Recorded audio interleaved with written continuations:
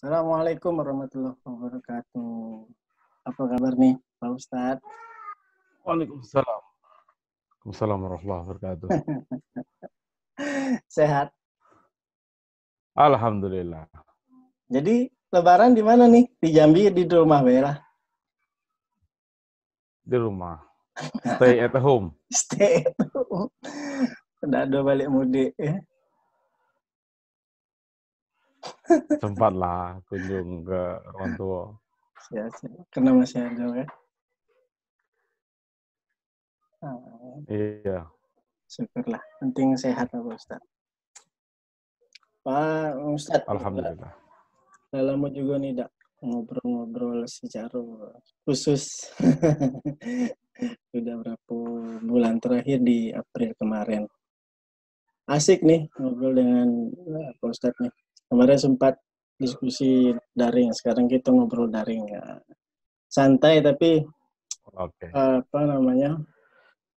bisa bermanfaat khusus secara pribadi maupun nanti ya bagi yang nonton di channel YouTube.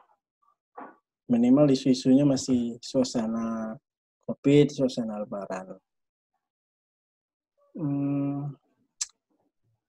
Mengawali pengobrol kita nih Pak Ustadz, tentu suasana Lebaran ini berbeda dengan sebelumnya, ya kan Pak Ustadz. Nah, sebagai tokoh agama, Ustadz, dan ini komplit nih Ustadznya, MUI, akademisi, gitu kan.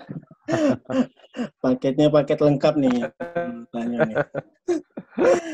Gimana nih pandangan dan ya fenomena yang terjadi di masyarakat kita sendiri nih Pak Ustadz, apalagi pasca pandemik ini kan, artinya pandemik ini kan juga terus berlangsung gitu. Nah, pandangan Pak Ustadz sendiri gimana nih? Dalam aspek ya, mungkin dalam aspek keagamaan. Pandangan tentang? Ya, COVID ini kan, jadi ya pasca COVID juga pemerintah MUI juga mengeluarkan fatwa terhadap permasalahan ibadah, kemudian juga banyak saran-saran itu ibadah di rumah.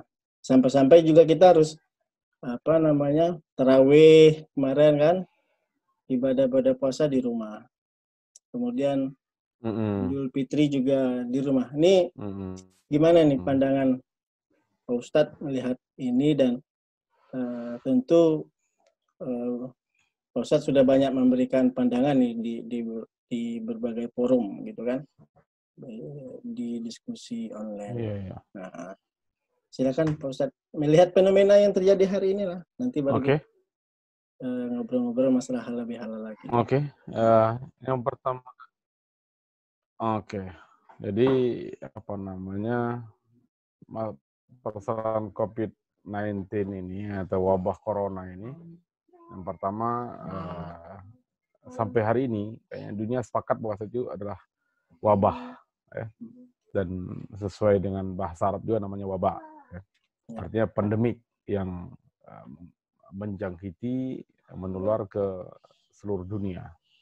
Nah, dari sini para ulama hampir juga di seluruh dunia, ya, ulama yang institusional, ya, ulama yang berada di posisi diminta pendapat oleh negara. Nah, saya katakan di ulama-ulama yang institusional, katakan yang diminta pendapat oleh negara, seperti Syekh Al-Azhar dan Sir, ya, seperti juga Mufti Arab Saudi. Kita juga Majelis Ulama Indonesia, di Mufti negara Malaysia, dan hampir semua berpendapat bahwasanya wabah ini adalah pandemik yang merupakan gejala yang bersifat dunia. Maka dari itu ulama memberi fatwa terhadap itu. Nah, fatwa ulama sesuai dengan pendapat para ahli, para medis, yang menyebutkan bahwasanya wabah ini bisa diatasi dengan cara social distancing ya, atau physical distancing ya, dengan tidak berkerumun ya, karena mencegah penularan. Maka dari itu dari sini hampir ke semua para ulama dunia mengatakan bahwasanya ini melakukan physical distancing atau social distancing adalah bagian dari cara beribadah. Artinya semua yang berhubungan dengan kerumunan yang termasuk di dalamnya adalah pelaksanaan sholat berjamaah dan juga di dalamnya adalah sholat Jumat. Ya, karena itu fatwa MUI khususnya di Indonesia ya kalau nggak salah itu nomor 14 ya 2020 menyatakan bahwasanya tentang pelaksanaan ibadah itu salat Jumat atau salat berjamaah sehari di masjid. Nah, para ulama rata-rata mengatakan bahwasanya salat berjamaah di masjid itu hukumnya sunnah muakkad. Ya. Lain dengan salat Jumat, hukumnya wajib. Namun karena ada alasan argumentasi mengatakan bahwasanya meskipun salat Jumat itu wajib, namun karena ada uzur, ya uzur di sana bisa jadi takut, bisa jadi ada asbab lain yang menyebabkan kita tidak bisa melaksanakan salat Jumat tersebut, maka boleh diganti dengan salat zuhur. Maka dari itu berkaitan dengan corona ini, ya rata-rata ulama berpendapat dengan menggunakan dalil yang sama. Ayat Al-Quran, wala tulqu a'udzubillahi minasyaitonir rajim, wala tulqu biaidikum ila tahlukah. Jangan kalian masuk atau mencebur diri kalian kepada kecelakaan atau hal yang merusak. Yang kedua, menggunakan hadis yang menyebutkan la darara wala dirara. Tidak boleh merusak, tidak boleh membahayakan, dan juga jangan terkena bahaya. Kemudian menggunakan dalil qawaid ya, atau kaidah fiqhiyah yang mengatakan darul mafasid muqaddam ala jalbil masalih. Bahwasanya mencegah keburukan itu didahulukan daripada mengerjakan kebaikan. Nah, dan dalil-dalil yang lain, maka kesimpulan dari argumen ya, dari argumentasi hukum ini, maka ulama mengatakan bahwasanya karena adanya wabah penyakit yang bersifat pandemik, yang menular dan membahayakan, maka dari itu sholat dianjurkan berjamaah di rumah sementara waktu dan termasuk sholat Jumat. Karena meninggalkan sholat Jumat ya 3 kali itu sanksinya berbahaya, bisa menimbulkan kemunafikan. Namun di situ ada menyebutkan tahawunan, dalam hadis itu disebutkan meninggalkan Jumat karena tahawunan, ya, karena meninggalkan Jumat karena ada unsur kesengajaan atau menyepelekan kewajiban itu baru disebutkan dengan ada terjadi kemunafikan. Namun jika ada permasalahan kegentingan darurat, maka boleh diganti dengan salat zuhur. Maka di sini ulama mengambil sikap itu. Mengambil sikap maksudnya boleh sholat berjamaah di rumah dan boleh sholat zuhur, sholat Jumat diganti karena sholat zuhur di rumah. Nah, sampai akhirnya keluar lagi fatwa berikutnya kalau tentang fatwa nomor 20 2020 dari MUI juga sebagai panduan teknis ya tindak lanjut daripada fatwa yang sebelumnya nomor 14 2020 itu tentang pelaksanaan salat termasuk salat tarawih tetap di rumah dan kemudian dilanjutkan salat Idul Fitri di rumah. Kenapa? Karena memang ilat hukumnya itu menyangkut dengan faktor wabah COVID-19 ini karena dia menular dan physical distancing itu ya pencegahan sekaligus juga untuk langkah mematikan, ya. Langkah mengakhiri, bukan hanya pencegahan, tapi juga bagian dari langkah pengobatan. Karena itu hampir semua ulama di dunia mengatakan pendapat yang sama. Gitu kira-kira. Ya. Tapi Pak Ustadz, tentu kalau kita lihat di kondisi di lapangan, itu masih ada yang sholat Jumat dan masih ada yang menggantikan sholat Jumat dengan sholat zuhur. Dan itu dinamika di lapangan. Iya, iya. Betul. Tentu ini berbagai pro dan kontra ini pun terjadi kan gitu lah, Pak Ustadz. Secara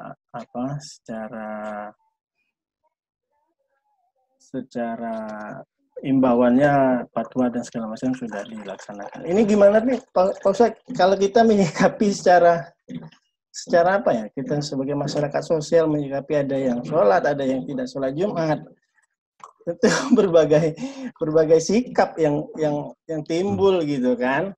Nah, pandangan Pak Ustadz gimana nih Pak Ustadz? Yang pertama bahwasanya ulama sudah mengambil sikap ya untuk sebagai bentuk al-wiqayatu khairu minal ilaj. Bahwasanya mencegah itu lebih baik daripada mengobati. Maka ulama ya beserta para umara mengambil sikap itu ya, bahwasanya ikut berpartisipasi aktif memberi pandangan keagamaan yang mencegah terjadinya bencana besar ya bagi banyak orang, bagi umat manusia secara umum. Namun di lapangan ternyata banyak masyarakat yang justru melaksanakan salat Jumat, ya, melaksanakan salat berjamaah. Jadi yang pertama memang ketentuan fatwa MUI itu juga para ulama hampir seluruh dunia itu menyebutkan aspek yang secara general, ya, secara umum. Secara umum, bosnya kita lebih baik mengerjakan di rumah. Namun bagi pengurus masjid, ya, bagi pengurus masjid, bahwasanya tidak boleh juga meninggalkan syiar-syiar agama itu tidak boleh juga ditinggalkan, aspek-aspek syiar itu. Makanya azan tetap dikumandangkan, ya, seperti biasa. Cuman bagi jemaah itu diselenggarakan pelaksanaan jemaah sholatnya tidak di rumah, ya. Sholat tarawih dilaksanakan di rumah bersama keluarga. Namun bagi pengurus masjid, selama dia melaksanakan protokol COVID, ya, melaksanakan aturan-aturan itu, ya, karena syiarnya harus ditegakkan. Itu satu. Dan yang kedua, ya, ini sebagian masyarakat juga berpandangan bahwasanya, ya, artinya jangan sampai karena wabah corona ini kita justru mengabaikan ketakutan kepada Allah. Nah, timbullah dua perdebatan ini. Dan ini sejak dulu ada. Ya. Jadi satu lebih mengedepankan aspek akidah yang menurut mereka bahwasanya ya segala sesuatu atas takdir Allah semua. Ya sebagaimana dulu kan Umaydah bin Jarrah ya ketika memberikan pendapat kepada Umar bin Khattab. Ya dulu kan. Nah, begitu juga. Tapi Umar lebih mengedepankan aspek aspek kausalitas yang Allah ciptakan itu ada sebab akibat, ya.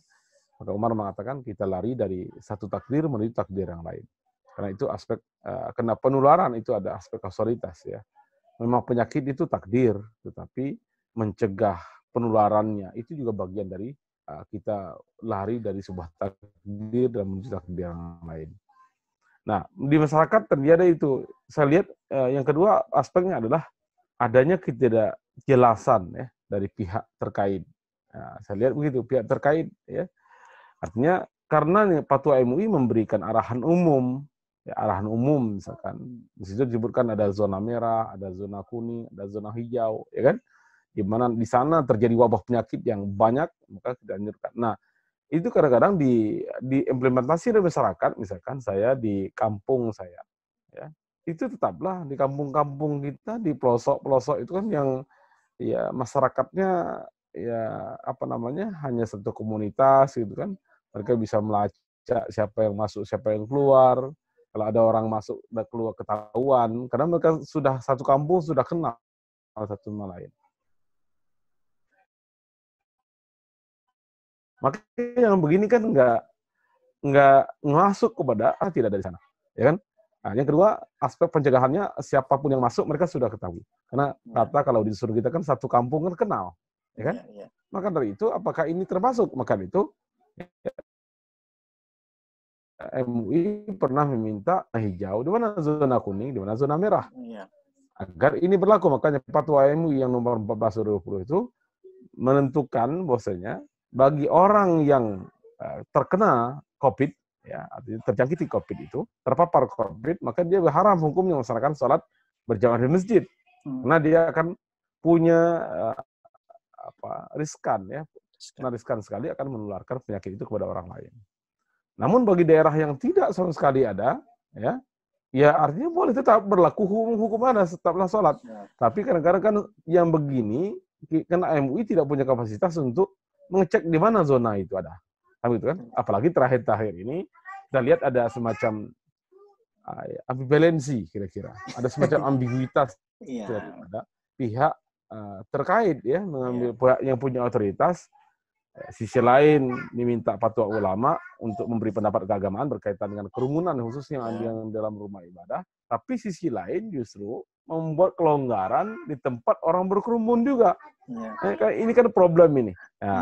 Maka betul. Bisa jadi itu, bisa jadi memang orang mereka yang berjamaah itu tetap karena alasan bahwasanya keyakinan bahwasanya segala sesuatu tanpa takdir Allah tidak akan terjadi.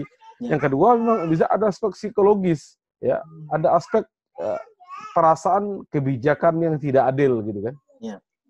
Ada perasaan ini kayaknya kebijakan ini hanya seolah-olah tanda kutip gitu kan. Mendiskredit, hanya seolah ya ada upaya penghalangan umat Islam untuk mendekat kepada rumah ibadah. Nah, ini dia yang yang sering di masyarakat banyak terjadi begitu. Jadi bandara dibuka gitu kan. Bandara dibuka, mall dibuka gitu kan. Kalau pasar-pasar sifatnya kebutuhan sehari-hari itu bisa dimaklumi. Tapi kalau mall, kita lihat memang ada ambigu di situ memang kan.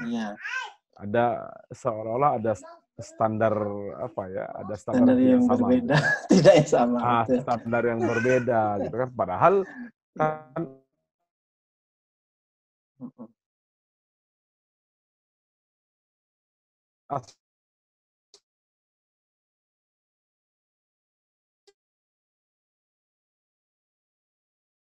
aspeknya kan mencegah kerumunan, itu kan kerumunan. Begitu. Bagaimana kalau kita sholat Idul Fitri itu di bandara katanya? Ya kan? Iya. Sebenarnya pertanyaan itu pertanyaan ketidakpuasan terhadap sebuah kebijakan gitu kan. Betul. Ketidakpuasan masyarakat terhadap kebijakan pihak-pihak yang memiliki otoritas itu. Maka terjadilah begitu. Ya dia yang ini saya mengambil sikap itu karena memang di kita ini nggak jelas OTG, ODP, kayak itu kan? ODP. Orang dengan orang dengan standar orang dengan tanpa gejala itu nggak jelas itu. Maka itu terjadi begitu. Ya, Pak Ustadz. Oke. Menarik nih Pak Ustadz.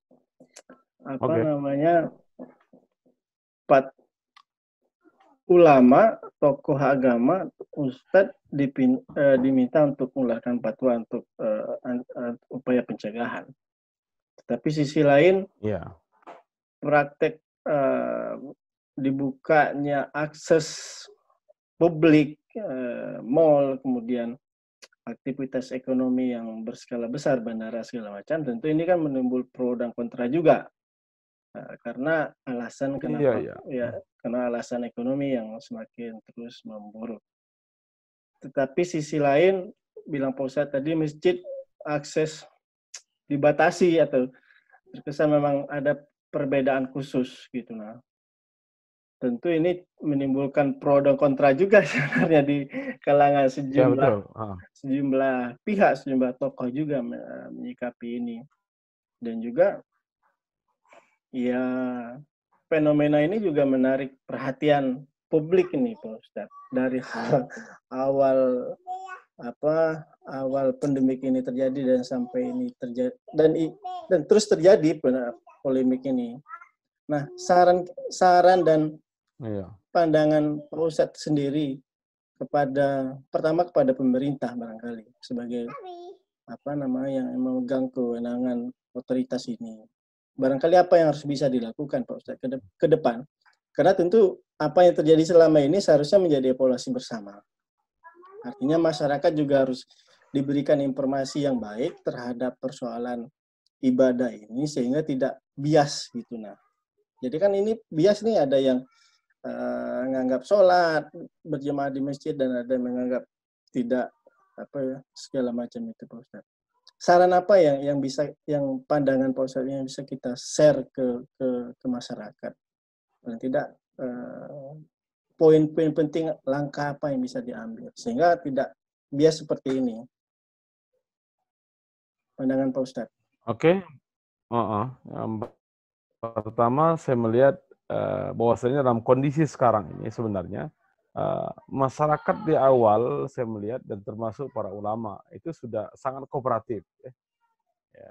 Majelis Ulama dalam hal ini dan juga organisasi keagamaan saya lihat Muhammadiyah, NU sangat kooperatif. Artinya ketika pemerintah mengatakan harus ada upaya pencegahan, ya, kemudian timbullah fatwa, ya meskipun dan saya lihat landasan fatwa itu termasuk daripada aturan-aturan pemerintah, baik itu peraturan menteri, ya, dan berkaitan dengan regulasi negara yang diakui oleh negara kita.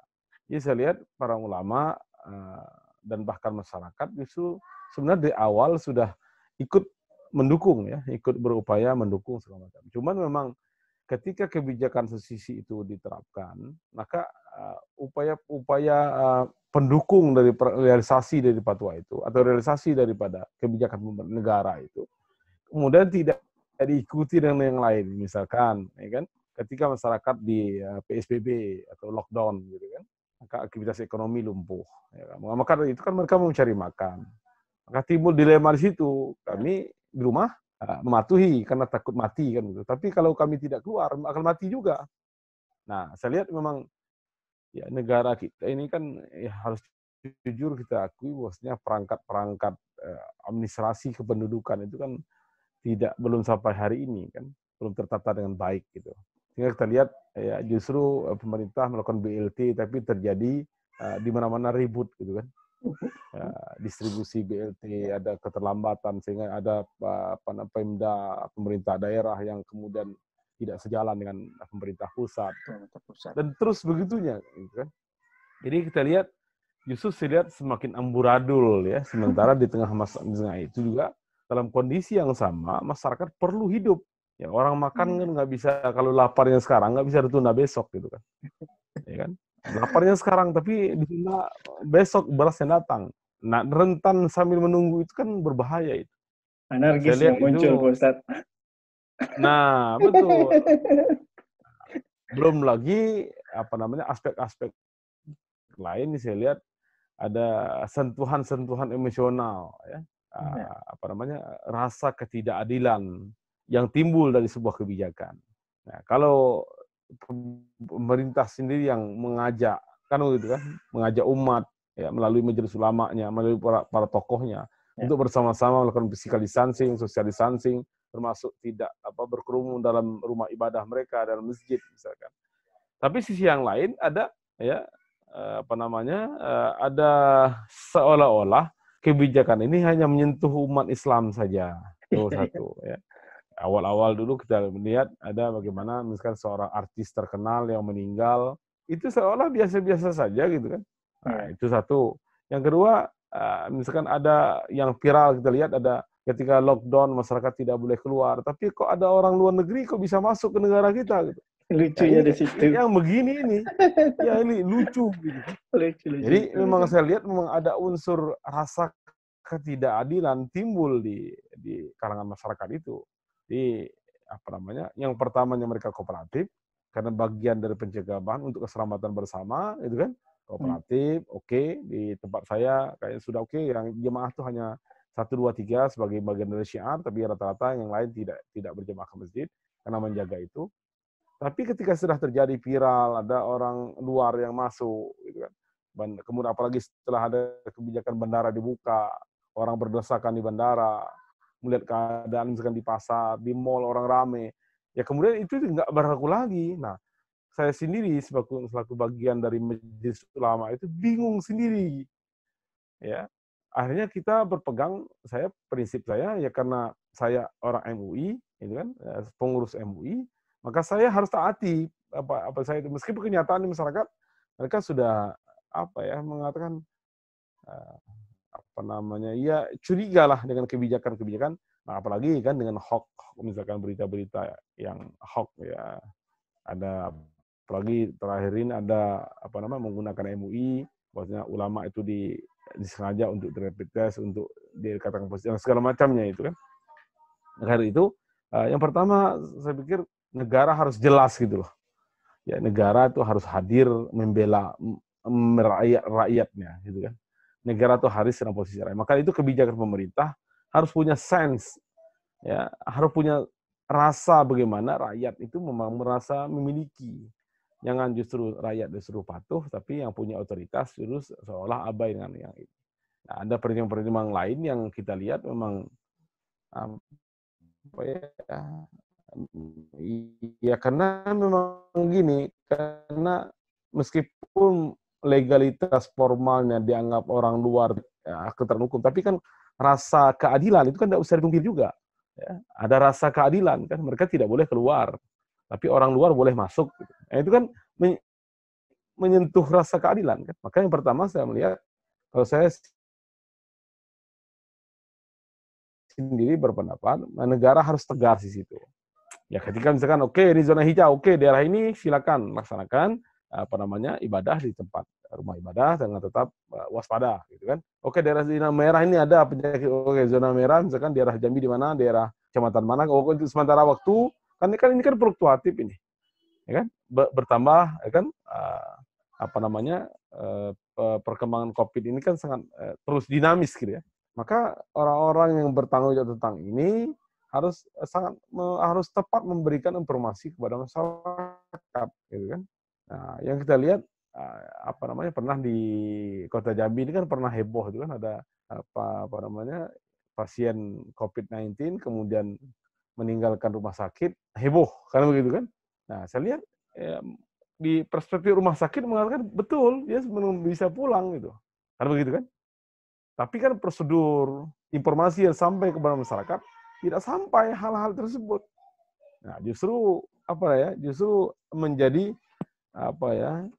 efek-efek yang lain, menjadi trauma. Karena memang saya lihat ini COVID-19 membuat ada trauma psikologis gitu. Ada psikologi kita ujungnya karena digempur oleh media, bacaan, informasi, tontonan kita. Itu rata-rata yaitu secara masif gitu kan, informasi-informasi tentang ini yang menakutkan sehingga psikologi kita sangat terganggu. Bersalaman aja kita was-was gitu kan. Padahal kita sama-sama sehat gitu yang kita lihat. Ya, ujung kita was-was gitu. Sebelum cuci tangan kayaknya belum bisa menggunakan sudah salaman dengan orang lain. Itulah trauma psikologis yang dialami oleh masyarakat kebanyakan. Nah, maka saran saya yang pertama adalah ya pemerintah dengan otoritas yang diberikan oleh rakyat itu harus tegas gitu, hadir di situ dan tegas memberikan informasi yang benar kepada masyarakat, ya. Informasi yang benar. Jadi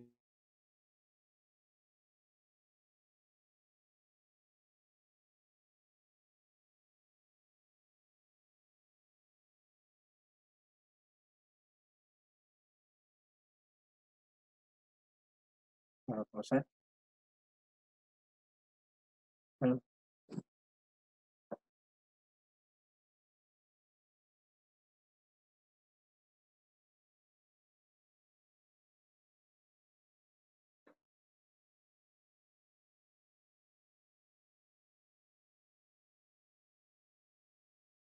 Ustaz.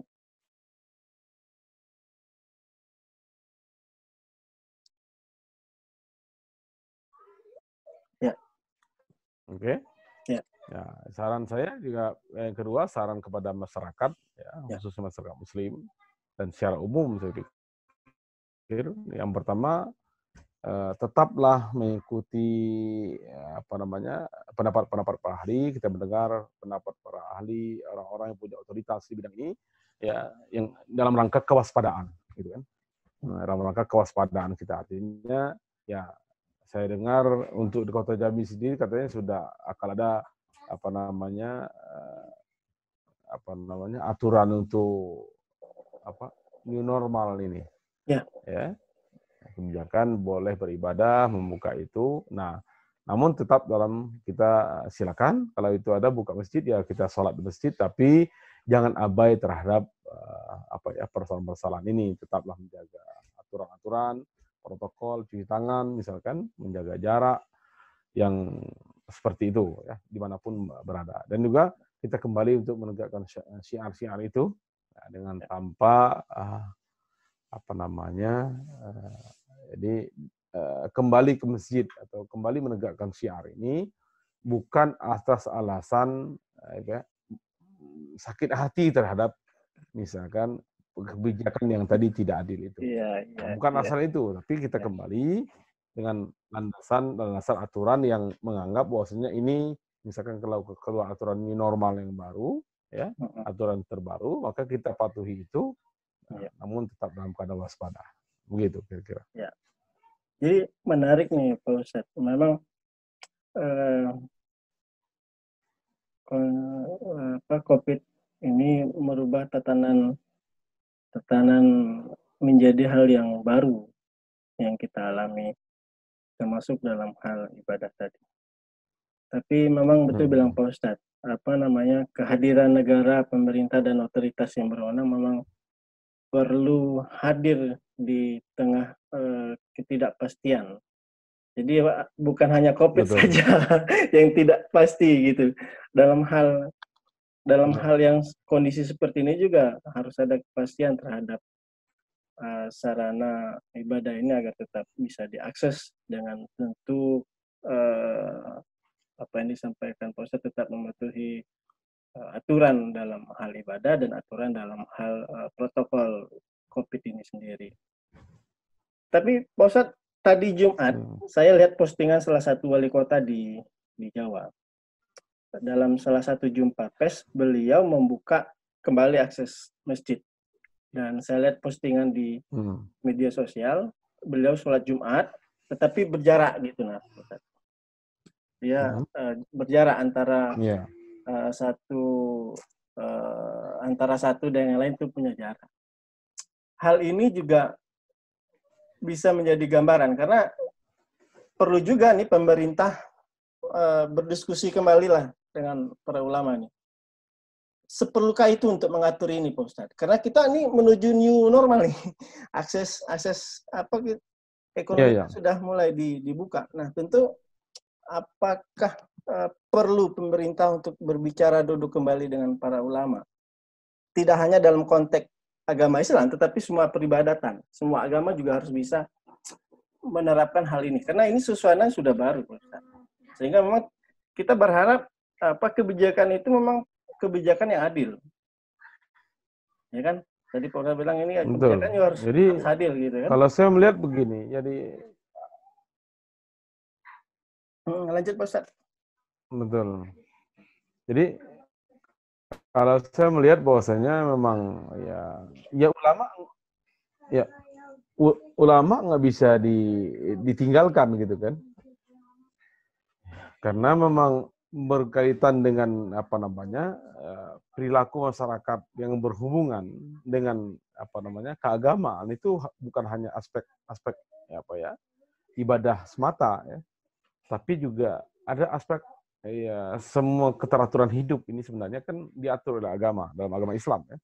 Jadi agama Islam semua aturan hidup bukan hanya ngatur tentang masjid itu.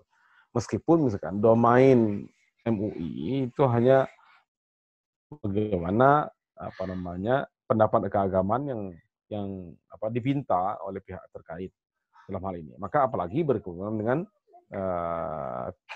kebijakan tentang pelaksanaan ibadah. Maka kalau saya melihat bahwasanya ulama tetap harus hadir memberi pendapat itu. Maka sekarang ini saya bingung, saya sendiri pun mengamati akhir ini agak sedikit kebingungan. Kebingungannya begini. Kalau dulu di Jambi misalkan, di Kota Jambi itu baru satu orang pasien, saya lihat ya. Dulu pertama tuh, satu orang pasien. Sementara kita sudah berargumentasi bahwasanya ini ada bahaya yang menular, maka caranya harus social distancing atau physical distancing. Nah, sepakat gitu itu. Nah, sekarang kalau lihat dari ilat hukumnya, kita lihat argumentasi hukumnya, sekarang kan sudah 80 pasiennya. Mestinya kan lebih ketat lagi gitu. Nah, sekarang justru ketika pasien sudah banyak, tapi justru dilonggarkan. Nah, ini yang buat bingung itu. Ya kan? Yang membuat kita sendiri bingung mana Nah, lagi-lagi kita kembali kepada persoalan masyarakat. Jangan sampai saya lihat ini yang pertama adalah aspek distrust ya. Ada aspek distrust. Ketika rakyat sudah tidak percaya kepada pihak yang punya otoritas, ini kan berbahaya ini. Ya, berbahaya ini. Akhirnya apa? Mohon maaf, setiap kebijakan negara itu selalu dicurigai. Ada orang-orang yang punya kepentingan tertentu di dalamnya, yang mengambil kesempatan menjadikan ini kuda Troyanya untuk mengambil keuntungan secara personal, secara secara kelompok gitu. Nah, ini yang kita takutkan. Jadi selalu dicurigai fatwa pendapat ujungnya berimbas kepada pendapat ulama, kan begitu kan?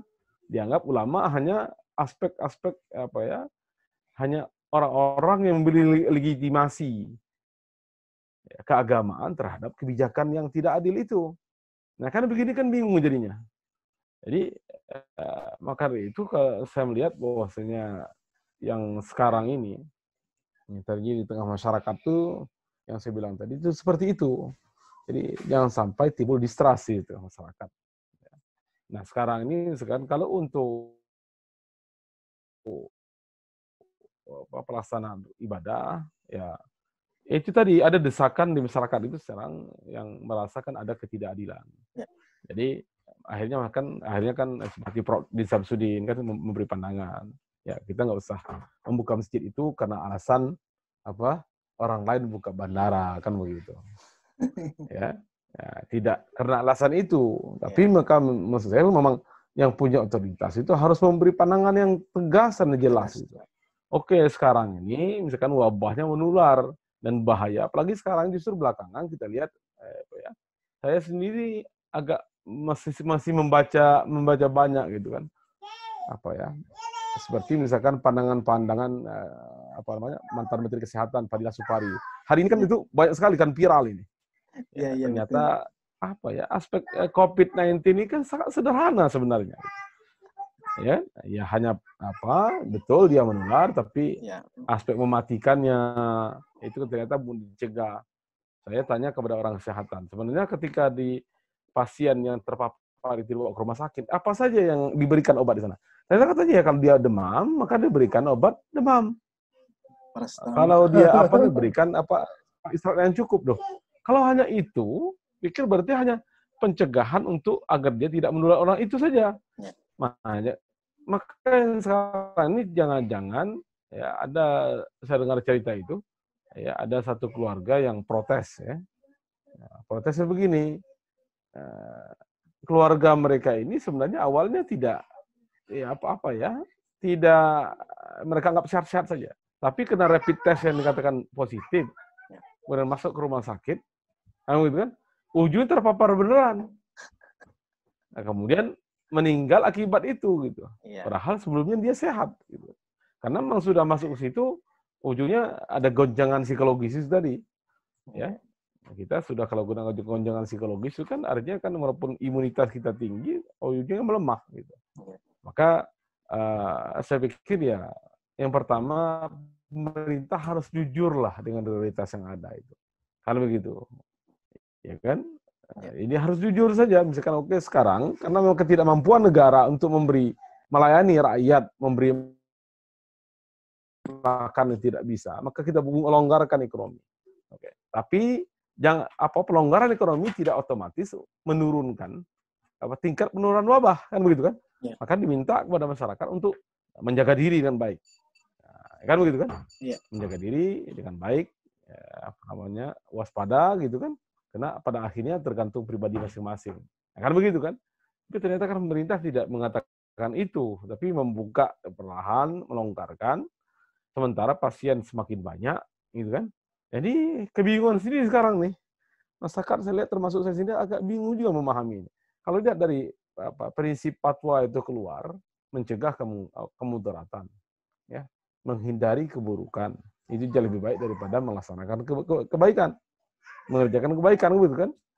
Nah, itu pasien satu, itu kita sudah mengeluarkan fatwa itu, mencegah penularan itu, yang sampai kita keluar. Nah, sekarang pasiennya 80, tapi justru di masyarakat justru semakin tidak diindahkan gitu kan.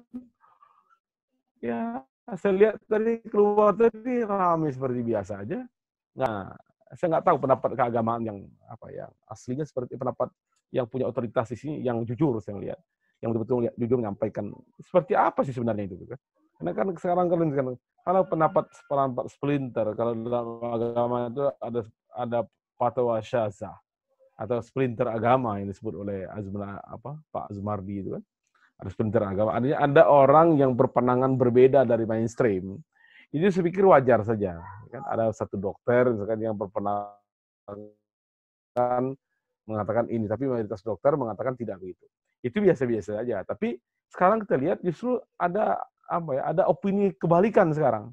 Ya, ketika kita lihat membaca pendapat-pendapat seperti itu tadi Fadilah Supari dan ya, kita lihat justru sekarang kebalikan. Jadi sisi lain ada juga kembali membangun psikologi, membangun kekuatan imunitas, ya sudah ya betul ada wabah, tapi ya wabah ini hanya sampai tenggorokan saja, kemudian bisa diobati dengan istirahat yang banyak, minum obat demam, makan buah-buahan, selesai gitu kan. Sederhana itu kayaknya. Kalau sederhana itu berarti fatwa kemarin itu saya lihat nih, ini ada kekeliruan berjamaah tentang fatwa itu. Karena fatwa itu menyikapi keadaan waktu itu gitu kan. Nah, Allahu a'lam. Gimana itu? Iya. Menarik nih, Pak Ustadz. Panjang memang poin yang kita dapat.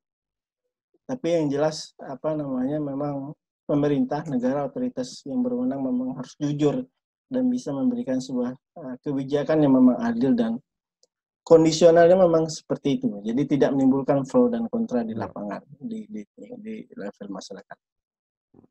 Dan berharap memang tidak ada perbedaan apapun terhadap yang terjadi. Kita berharap juga akses ibadah juga mudah-mudahan ke depan bisa dibuka dengan tetap mematuhi protokoler COVID dan aturan dalam beribadah secara berjamaah. Lepas daripada itu, Pak Ustadz, benang merahnya tentu kita berharap pemerintah segera mengambil sebuah sikap terhadap hal ini. Tapi ini kan masih suasana Lebaran nih, Pak Ustadz, ya kan? Iya. Halal bihalal, bulan Syawal dan sebagainya. Hari ini pun momen Lebaran juga berbeda, puasa berbeda, suasana juga sudah berbeda. Tetapi banyak kegiatan halal bihalal dilakukan virtual. Gimana nih pandangan Pak Ustadz terhadap halal bihalal ini sendiri di tengah COVID ini? Tentu ada pesan yang ingin disampaikan Pak Ustadz sebelum kita nanti menutup pembicaraan atau closing nanti. Mohon ada semacam pencerahan lah terhadap kondisi kita hari ini, halal bihalal, kemudian suasana COVID, dan himbauan terhadap pusat sendiri kepada pemerintah dan masyarakat. Sebagai bentuk closing nih, sebelum menutup, kita tutup nih Pak Ustadz. Silakan Pak Ustadz. Oke, yang pertama memang tradisi kita ya salah satu tradisi umat Islam di Nusantara, ya, khususnya di Indonesia itu ada disebut halal bihalal. Ya. Jadi halal bihalal ini menarik memang. Dia kosakata Arab, tapi tidak ditemukan di dalam idiom bahasa Arab. Gitu kan? Jadi halal bihalal itu kosakatanya Arab, murni Arab. Ya. Tapi di dalam idiom bahasa Arab tidak kita temukan ini. Jadi betul-betul kreativitas orang Indonesia. Ya. Nah itu. Jadi ada sebuah tradisi halal bihalal sebagai bagian dari penutup seremoni daripada Idul Fitri. Saya pikir ini ya sebuah kebajikan ya. Kebajikan bagaimana kita membuat sebuah menggunakan momentum istilahnya Idul Fitri ini. Meskipun ya Idul Fitri itu hanya satu hari gitu kan. Hari lainnya hanya hari itu. Nah, tetapi bagi kita di Indonesia secara umum ya setelah Idul Fitri ada halal bihalal. Jadi halal bihalal sendiri artinya adalah para ulama ya, para ahli keagamaan di Indonesia mengartikan halal bihalal itu talabul halal bitariqatil halal. Jadi meminta yang halal dengan cara yang halal. Itu kan? Jadi mencari yang halal dengan dengan cara yang halal. Maka inti yang di dalam halal bihalal itu ya dibungkus sebagai bungkus dari kegiatan saling memaafkan. Ya, saya pikir memaaf itu intinya adalah memang bermusafahah itu silaturahim, bertatap muka, bersentuhan itu memang baik, sangat baik. Ya, kita umat Islam dianjurkan untuk silaturahim. Ya, kita umat Islam dianjurkan untuk saling bermusafahah, bersalaman. Ya, sebagaimana Rasulullah memerintahkan kita untuk kalau kita bertemu dua orang Muslim dan kemudian bersalaman, maka dosa-dosa kita berjatuhan sampai kita berpisah. Itu sangat baik. Namun dalam kondisi corona ini sebenarnya ya kita saling memaafkan, ya saling memaafkan, tidak ada tuntutan secara langsung harus bersentuhan, bertatap muka langsung. Ya. Tapi bisa dengan cara seperti ini.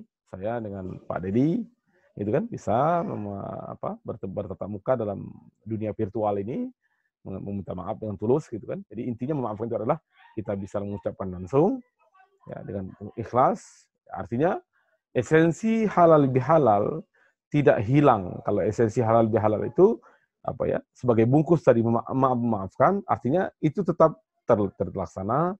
Ya tetap apa yang kita inginkan itu bisa tercapai. Yang kita inginkan adalah minta ridho, minta halal, ada meminta maaf, itu kan tetap yang kita inginkan, yang kita minta itu terjadi ya. Artinya bisa dan boleh dan dianggap sah gitu ya. Kalau dalam akad itu kita anggap boleh nggak kita maaf dengan cara seperti ini? Ya boleh, gitu kan. Apakah dosa kita diampunkan? Ya tergantung yang memaafkan, gitu kan. Nah, kalau saling memaafkan seperti ini ya sama-sama saling ikhlas, membuka dada, membuka hati masing-masing dan betul-betul betul-betul menyadari itu sebuah kesalahan dan kita minta ampun dan insya Allah akan diampunkan. Jadi kondisi seperti ini pelaksanaan halal bihalal secara virtual tidak mengurangi esensi daripada halal bihalal itu. Meskipun memang ya jujur saja ya kita berjumpa seperti ini kalau belum bertemu rasanya duduk semeja kan makan dan satu meja itu kayaknya ada kepuasan tersendiri yang berbeda dengan dunia virtual ini. Nah, gitu. Tentu itu dirasakan sekali ya. Sama dengan keluarga kan, yang nggak sama tentunya. Saat Lebaran kita video call dengan keluarga, betul. Kalau sekedar melihat muka, tapi kan bertemu langsung, bertatap muka itu kan berbeda ya. Orang Arab mengatakan obat dari rindu itu kan bertemu ya. Jadi obat dari kerinduan itu adalah iltiqa kan begitu. Dia bisa bertatap muka, bermuajah langsung. Maka karena kondisi kita dalam suasana mencegah COVID-19 ini, maka halal bihalal, insya Allah tidak ada halangan, esensi terpenuhi. Secara esensial tetap terpenuhi dari mana halal bihalal itu. Ya, maka kita semuanya ya meskipun ini di dalam ya bukan perintah agama dalam artian melaksanakan halal bihalal itu tidak perintah agama, tidak ada ya. Cuma hanya aspek budaya saja yang intinya saling memaafkan dan itu saya pikir sebuah kebajikan ya.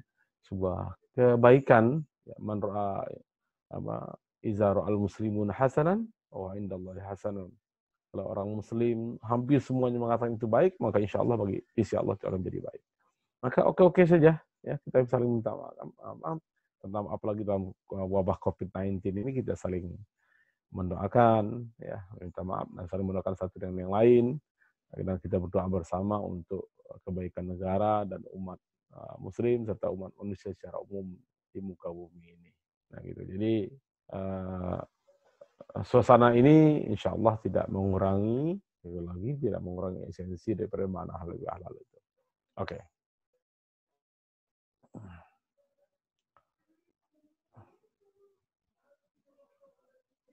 Ya, Ustadz, banyak nih informasi dan sharing tentang pencerahan yang sudah Pak Ustadz berikan. Semoga bermanfaat. Alhamdulillah. Semoga bermanfaat. Tadi banyak pesan yang benang merah yang bisa kita ambil secara pribadi, bahwa memang di tengah ketidakpastian ini harus ada kepastian. Ketidakpastian harus hadirkan kepastian, iya kan, dalam aspek apapun, termasuk dalam hal dalam persoalan keagamaan secara umum harus ada kepastian. Semoga tidak menghalangi kita dalam untuk beribadah. Iya, dengan selalu mendekatkan diri ke hadirat Allah Subhanahu wa taala. Kedua, memang pemerintah harus hadir sebagai bentuk kewajiban melindungi segenap bangsa Indonesia sebagaimana diamanahkan dalam Undang-Undang Dasar. Yang ketiga, ya para ulama untuk sering dikomunikasikan, untuk sering diajak duduk bersama dalam membahas persoalan-persoalan bangsa ini. Tidak hanya menunggu sebuah fatwa semata. Karena ulama menjadi salah satu pihak juga yang penting dalam kehidupan berbangsa dan bernegara. Yang terakhir tadi, karena masih suasana suasana Lebaran, masih dalam bulan Syawal, dan kita berbicara halal bihalal menjadi sebuah tradisi di Indonesia, dan tadi Pak Ustadz sudah menjelaskan secara rinci. Semoga ini bisa bermanfaat bagi yang akan menonton di channel kita nanti. Menarik. Amin. Pembicaraan kita akan dilanjutkan mudah-mudahan di topik pembicaraan selanjutnya nih. Mohon kesediaan kembali nanti bisa ngobrol kembali dengan Pak Ustadz. Banyak ilmu yang bisa kita dapati dengan topik dan pembicaraan yang berbeda. Sebelumnya, Dedi mewakili pribadi, keluarga, dan forum diskusi Jambi. Mohon maaf lahir dan batin Pak Ustadz apabila ada kesalahan selama ini, karena hubungan dengan Pak Ustadz ini tidak hanya sebagai Pak Ustadz, tetapi sudah sebagai saudara sendiri dengan Pak Ustadz. Mohon maaf, mudah-mudahan kesempatan kita akan bisa bertemu lagi Pak Ustadz. Sekali lagi terima kasih Pak Ustadz. Amin. Salam untuk keluarga. Iya.